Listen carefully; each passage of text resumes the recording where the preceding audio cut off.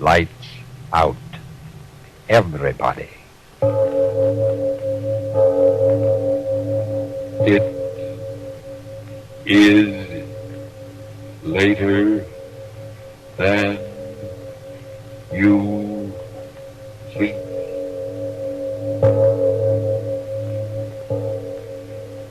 Lights Out brings you stories of the supernatural and the supernormal, dramatizing the fantasies and the mysteries of the unknown. We tell you this frankly, so if you wish to avoid the excitement and tension of these imaginative plays, we urge you calmly, but sincerely, to turn off your radio now. This is Arch Obler with quite a cold. The idea for tonight's story, the strange story of He Dug It Up, came to me a few years ago when I was in England, pre-war England.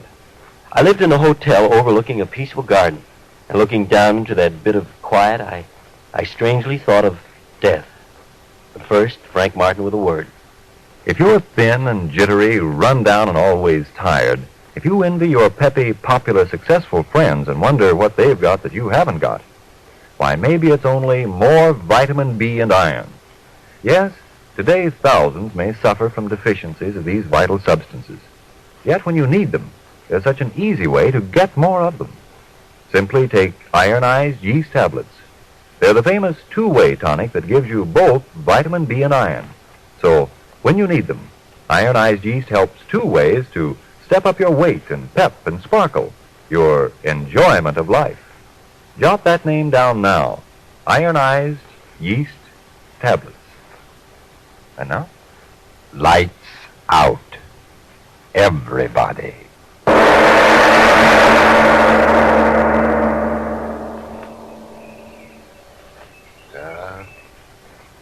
It is a nice day. Yes, I agree with you, Mr. Sparrow. It's as nice a day as I, too, have ever seen. I remember a day like this when I was about 12. Mother took me into London to see the King's Palace. Yes, that was Edward. And I had on a green suit, and I... But that wouldn't interest you now, would it, Mr. Sparrow? Funny, I never went back. Less than 100 miles away, and I... Morning, Mr. Jeffrey. Oh, good morning, Mr. Elkington. Here, Mr. Jeffrey. Oh, kind of late in the season to be planting now, ain't it? Oh, I wouldn't exactly say that, Mr. Elkington. Not for what I'm planting. Now, what would that be, might I be asking? A tree, my friend. Oh. A nice, strong catalpa tree. My son sent it to me all the way from Exeter. You don't say catalpa tree. Well, now. I say, could I be giving you a hand with that shovel, Mr. Jeffrey? Oh, no, thank you kindly. I like to dig in the soil, and the exercise does me good. Thank you kindly. Oh, well, then I'll be off on my business, Mr. Jeffrey. Good morning to you. Good morning, Mr. Elkington. Good morning. Well, it is a good morning. Yeah. The rain certainly softened you up, didn't they, Mr. Crown? Nice and soft. Nice and soft. Going to dig you a nice, deep hole, Mr. Catalpa. Ah, nice, deep hole, so that your roots will have a good, firm start in life. Yes, indeed. Yeah. Well... That's not the way to act, Mr. Crown, throwing big boulders in the way of my shovel. Mighty big stone, too, from the sound of it. Dig you up, Mr. Boulder. If it takes me a week, yes, indeed. Phew. Big stone, all right. Keep after it, that's all. Buried all these years in the corner of my garden, and I never knew about you now, did I? There, that's showing results. Yeah, like an oblong. That's queer. Big flat oblong stone in my garden. Dig you up. That's what I'll do. Dig you up. Yes, indeed. Oh, Mrs. Gracie. Mrs. Gracie. Yes, what is it? Mrs. Gracie, come out here. You've got to come out. All right, all right. Now, what in creation is it, Mr. Jeffrey? Mrs. Gracie, look. Look. Land sakes alive. What kind of a hole for a tree is that? Don't see why in the world... Look, I tell you. Is it a coffin? Coffin? That size and out of stone? Then what would a coffin be doing in my garden? I never heard of anyone being buried here. It's much too big. Mrs. Gracie, I got it. What? Roman. The Romans left it here. Romans? Don't you understand? The Romans invaded and lived in Britain over 1,500 years ago. They left it here. Nobody like that lived round here, and don't you tell me anything different, Mr. Jeffrey. But I am telling you, a Roman sarcophagus. Now, Mr. Jeffrey. Oh, never mind. Mr. Robinson, run over and get Mr. Robinson here. Tell him to bring a couple of men. We've got to dig this thing up. We've got to dig it up. Mr. Jeffrey, it's the sun that struck your head. Now, don't stand there lecturing me. Mr. Robinson, hurry, get him. No, I won't. What? Not to dig it up, I won't. To bury it deeper, yes, but not to dig it up. Mrs. Coffin or one of them heathen, whatever you call it, it makes no difference. If it's been buried here all these years, then I say cover it over and let it be. There's some things best left deep under the ground.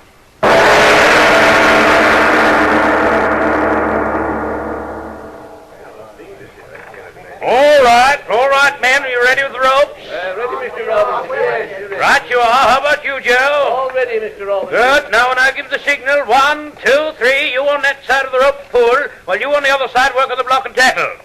1, 2, and up on 3. Have you got it? Aye, we have it. Oh, Mr. Robinson, you will be careful. I mean not to damage. Now, I mean, look here, please. friend Jeffrey. I've been in the building and excavating trade and constable of this township for 20 years. I know. And all that time, I've given only one thing, and that's satisfaction. Yes. Now, as for this little stone container... Little Judas Priest, man, is 10 foot by 3, and heaven knows how heavy. Well, true as that may be to my way of thinking, it's still a small job.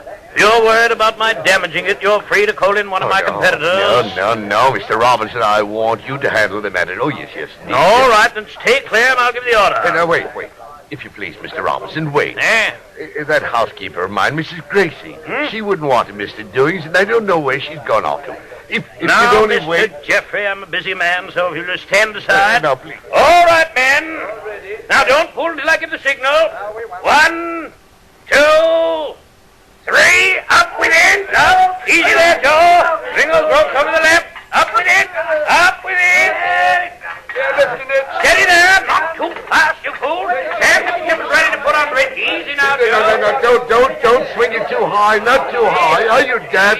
Not too high, or is it... No, put it back in the ground. Put it back in the ground, I tell you. Mrs. Gracie, what in the... Get out of the way. Put it back in the ground. In the ground it was, and in the ground it belongs. Mr. Jeffrey, I'm Get out warning of the you. way. Jeffrey, get that woman out of In the the way. ground. Mrs. Gracie, are you crazy? Easy, old woman. Get away. My men can't hold it. Tackle, it's slipping. Look out! Look out! Get on those ropes, fools! Get on those ropes! Lift! Hurry now! Hurry! Get over here! Mother in heaven.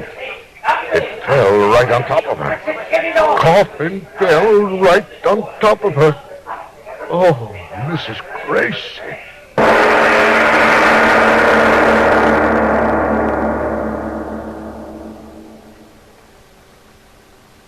Ladies and gentlemen, I think you'll agree when an ancient stone coffin buried for centuries in a peaceful English countryside becomes an instrument of sudden death.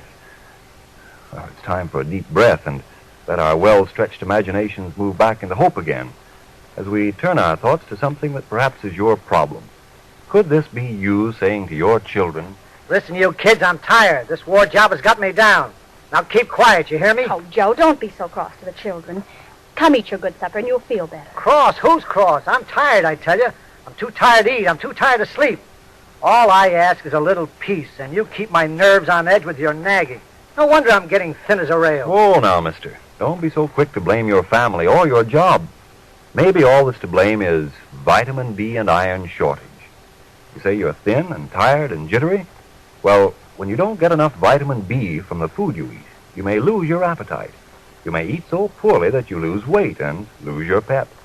Why, you may not even get all the good out of what you do eat. And when you don't get enough iron from your food, you may be weak and pale, feel only half alive. Well, if that is my trouble, can I help it? Yes, sir, I think you can. And here's the quickest, easiest way I know. Take ironized yeast tablets.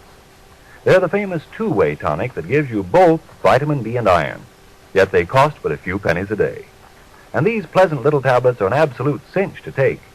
So if you simply need more vitamin B and iron, don't wait.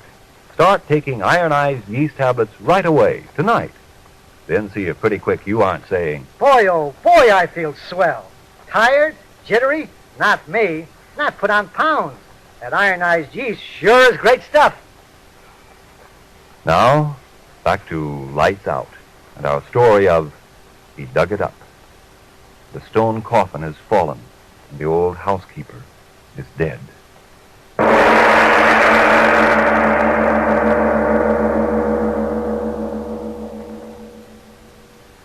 Ah, it's a cruel thing, Mr. Jeffrey, cruel indeed. Yes. Cruel and yet not cruel, for the ways of the divine providence are beyond our poor mortal understanding. Yes, I shall say that very thing over her grave when we bury the poor woman. As you wish, Reverend. Ah, what a day this has been. More excitement in just a few hours in this village than we've had in a dozen years. I wonder now whether... Ah, almost 9. Well, I'd better be getting back to the church. Have to get everything ready for the service tomorrow. Did you speak to Mr. Carboy about the coffin? Yes. That's good. We'll pay the good lady proper respect, we will. Well, I'll be on my way. Good night, Reverend. One thing more, Mr. Jeffrey. Yes? I didn't want to speak of it in all the excitement before, but I feel I really should. Yes, Reverend. I know you were in quite an emotional state of mind, but do you feel it was quite the proper and respectable thing to do? I mean, having that Roman antique brought right here into the house, when it, inanimate thing though it be, was the direct cause of poor Mrs. Grace's death. I wanted the sarcophagus in here, Reverend. Wanted it? But what possible use could that great stone sepulchre be to you? Oh, I realize it has certain intrinsic value. After the funeral, we'll get in touch with the proper museum authorities in London and have them take care of it. But don't you see, it wasn't quite respectful of the dead. Bringing the very thing in here that had caused the tragedy. Not respectful at all, Mr. Jeffrey. It was what I wanted. Good night, Reverend. But, Mr. Jeffrey, good night. Good night. Disrespectful. No fault of Mr. Coffin that she ran under it. Call in the proper authorities. I'm proper authority in Roman things myself, I am. Read with old Gibbon's Decline and Fall of the Roman Empire, didn't I? I certainly did. Here you are, Mr. Coffin. Just where I made them put you. And I did make them, didn't I? Ran right under you, she did. Superstitious old fool. No fault of yours, Mr. Coffin. Yes, you're a big one. Let me see. About 10 feet long on this side and 4 this way. It's a discovery that ought to make history, that it ought. Wait for experts, should I? What would the experts do? Cart you off to one of those museums, and there I'd be, the man that found you, with nothing but a hole in my garden and a new grave in the cemetery to show what had happened. No. I'd be my own expert, Mr. Coffin. I'll open you up myself right now. And I'll take the blame or credit and no mistake about it. The iron bar. Mr. Robinson will wonder where his crowbar went. Now, won't he, Mr. Coffin? But we'll give it back to him in the morning. Yes, indeed, yes.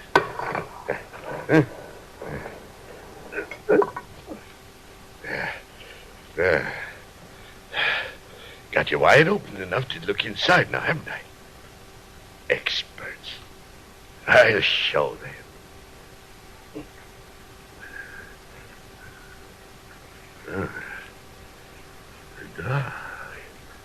Can't see. Matches. There now. If you don't mind now, Mr. Coffin, I'll bend over to see what you've got inside. Can't be. Got the cough. Are you there? Are you there? Reverend, this is Mr. Jeffrey. Yes, Jeffrey. No. Listen to me. That Roman sarcophagus, I just opened it. Inside of it, there's something, a woman, and yet it isn't. I mean, oh, Reverend, come over quickly. You see, whatever it is, I don't think it's dead. My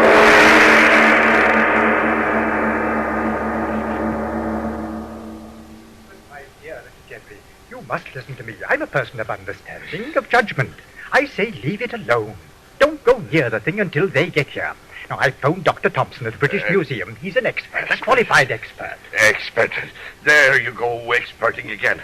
Now, you shove on that side, and I'll pull on with this. Yes. There. That ought to fetch the lid off. Well, it's all against my better judgment. All right. Off with it. There she goes. Another shove. Open. We've got it open. Reverend, look at her head. Why, what in Satan's name is it? Lion's head. That's it, a lion's head. And the body of a woman. And alive. She is alive. Don't be a fool. It's a heathen idol, stone. No, it's living skin. I'll touch it. I'll prove it. It is stone. A blasphemous heathen thing. We'll cover it up, and in the morning I'll have it buried again. No, you won't. It's mine. Found it on my property. Oh, heaven forgive you. The blood of your poor housekeeper still staining it. Staining it? What are you talking about? Mrs. Grace's blood. See, it's still on it. But the outside of the coffin fell on her. This part was closed. But it is blood. Fresh blood. Oh, it can't be out here. Mr. Jeffrey. Reverend, that woman. A minute ago I felt cold stone. And now it's warm.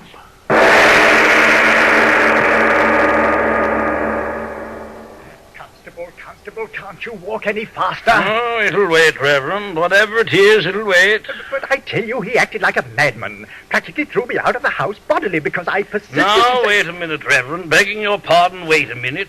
Me, I don't know a thing about this. I'm sleeping as peaceful as a sheep in the fields when you wake me up. Will you represent the law in this community? But, begging your pardon, I don't know that there's any representing to do, if you get what I mean. But I told you... Yes, sir, you told me that the coffin that killed poor Mrs. Gracie... He opened it, I tell you. And since when is that against the law? Oh, keep walking, man, keep walking. Begging your pardon, Reverend, I know when I'm walking. Now, here's the house. Now, go in there and see for yourself. And that's just what I'm going to do, sir. You will see. I demand that you remove the heathen idol by force and have it buried in the ground where it belongs. I demand it. Hold it, sir. Well, it's me, Mr. Jeffrey. I didn't send for you. I brought him here. Oh, it's you, is it? And now, Mr. Jeffrey, I feel it my duty. Begging your pardon, Reverend. As long as you got me out of bed, let me do the talking, if you don't mind, sir. Now, Mr. Jeffrey, I'd like a bit of an explanation. Explanation, my grandmother. Constable, he slammed the door in our faces. Oh, that he did, but what of it? He's broke no law that I know of. Then come and see for yourself. At the window. What?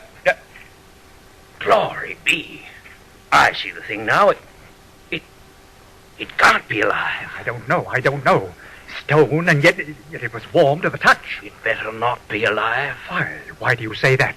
Because, look for yourself. Mr. Jeffrey, he's cutting into her with that bit of iron.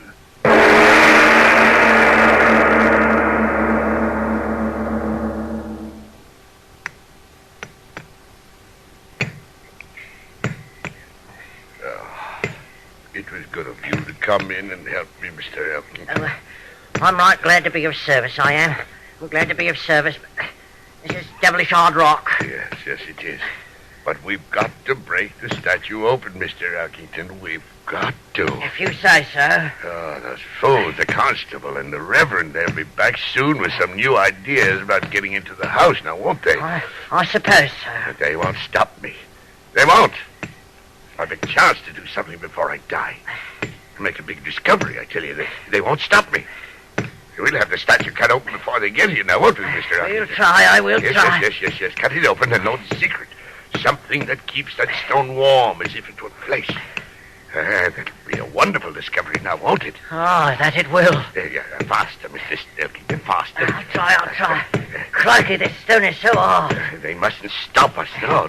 Faster, Mr. Elkington. Elkington, why have you stopped? It's my fingers cramped. I can't open the end. Chisel, give it to me. All right. Got to keep working. Got to. I'll know the secret in you, Lionhead. That's the name I'm going to give her, Elkington, Lionhead. The power that's kept the stone in you warm all these centuries. I've got to know that, Lionhead. And I will know it. Have to keep working. Have to keep working.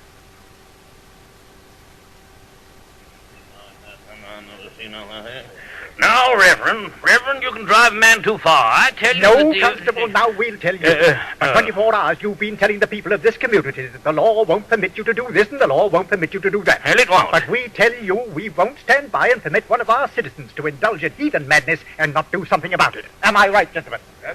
But what can I do? He's in his own home. He's not committing any public nuisance. We've gone over that 100 times. The fact remains you've got to go in there and stop him. You've got to.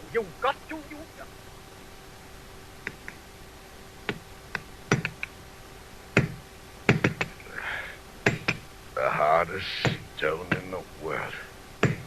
They made you, yeah. Mr. Jeffrey, I'm asking you, please stop cutting into it. Please. Of the warmth. Before any of the others knew about it. Or they stopped me. Hark! What's that? Got to keep working. That sound, Mr. Jeffrey, what is it? Can't talk to you, Mr. Elkington. Important work. But, Mr. Jeffrey, the chisel, why did you drop it? My hand. Like an electric current running through the chisel. Oh, no.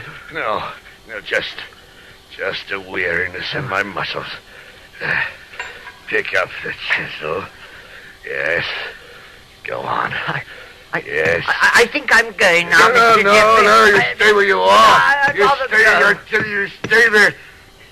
If I lock the door for you, they'll come in. And I won't let them in before I learn the secret, you hear me? That sound, Mr. Jeffrey, it's like something burning. Do you hear? It's been getting louder and louder. Won't stop. I've got to find the secret of that warmth. 15 centuries of warmth. Mr. Jeffrey, it's the constable. I don't care. Open up, Mr. Jeffrey. You won't stop me, you meddling fools. Open up, Mr. Jeffrey, in the name of the law. We've got a warrant this time, good and proper. Warrant? Oh, no. Oh, Mr. Jeffrey, you ought to really... No. I'm almost finished. Go away. We've got Professor Thompson from the museum. Mr. Jeffrey, I warn you. No. Open up or we'll break down the door. Mr. Jeffrey, I beg of you, please. No, they won't stop me. But I'm almost through. I tell you, I'm frightened, I am. Broken through to the middle of my statue. Oh, no. I'll find out the secret, and no one else.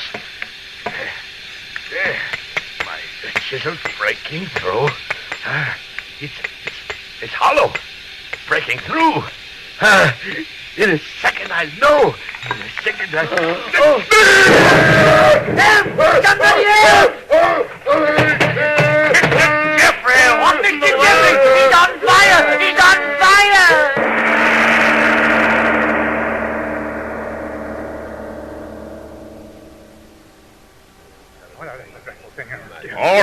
All right, men, quiet down. Nothing more we can do. Mr. Jeffrey is dead. Such a horrible way to die. It was the lantern. Set him afire, I guess. No, it wasn't that. Hey, what say, Mr. Elkington? I saw it all. A flame come out of the statue. You're dead, man. No, I swear it's the truth. I saw it. Professor Thompson, you tell him. What did you see as you came through the door? There was a flame from it.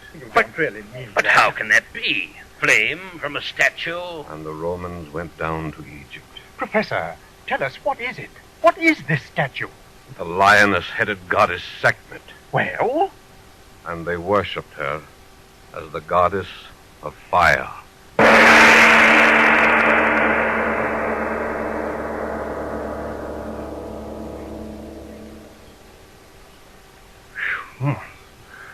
Now, just a second, Mr. Obler. Are you asking us to believe that in the year of our Lord 1940 they could unearth a stone sarcophagus containing a Roman fire goddess capable of burning a man to death? Oh, come now. Well, is that any more difficult to believe than that a small Austrian house painter with a comedy mustache could try to burn up a world? You know, Frank, England is an island full of mysterious traces of ancient civilizations. Have you ever heard of Stonehenge? Stonehenge? What's that? Well, it's a strange...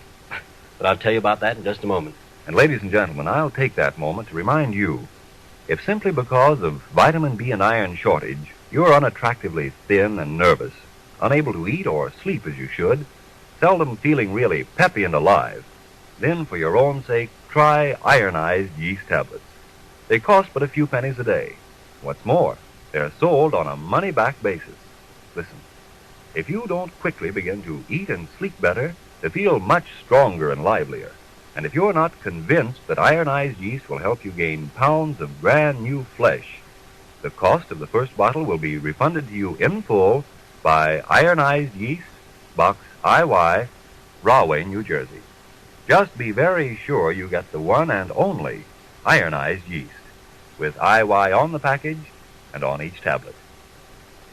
And now, Mr. Obler, you were about to tell us... Yes, about Stonehenge. Over in England, miles away from the cities, you're driving along, and suddenly as you come over a rise of the road, there are these tremendous archways and monuments of stone, a strange semicircle of great stone pillars. Archaeologists say they've been there since prehistoric times, yet there are no stone quarries within hundreds of miles. No one knows how those blocks of stone got there and who or what put them there. These unsolved mysteries from out of mankind's past, who knows but that someday traces of our own civilization will be found, and then a super race of man will ask, were they men, these people of 1943? And now, what happens next week, Mr. Obler? Well, we were talking about a little Austrian house painter before, Schicklgruber by name. Now, we all know how his warped ideas shook a world. Well, next week's story is about a boy, a college boy who also had a twisted idea, and with it, twisted a universe. The title, Oxychloride X. The time, next week. Yes, Lights Out will come to you again next Tuesday at the same time. Be sure to listen to Arch Obler's Oxychloride X. And if you need more vitamin B and iron, be sure to try ironized yeast, the one and only ironized yeast, with the big letters IY on the package and on each tablet. It is later than you think.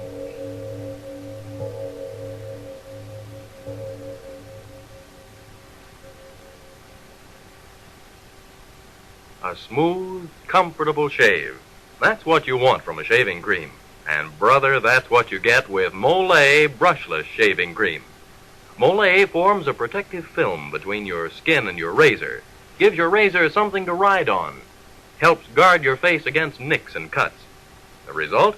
A smooth, comfortable shave.